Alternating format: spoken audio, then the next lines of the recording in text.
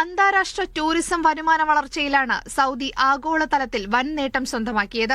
Quality of life പ്രോഗ്രാമിന്റെ 2025 വാർഷിക റിപ്പോർട്ടിലാണ് നേട്ടം വ്യക്തമാക്കുന്നത്. രാജ്യത്തിന്റെ GDPയിലേക്ക് 78 ബില്യൺ സൗദി റിയാൽ സംഭാവന ചെയ്യാൻ പദ്ധതിക്ക് സാധിച്ചു. വിവിധ മേഖലകളിലായി 3,87,000 തൊഴിലവസരങ്ങളും സൃഷ്ടിച്ചു.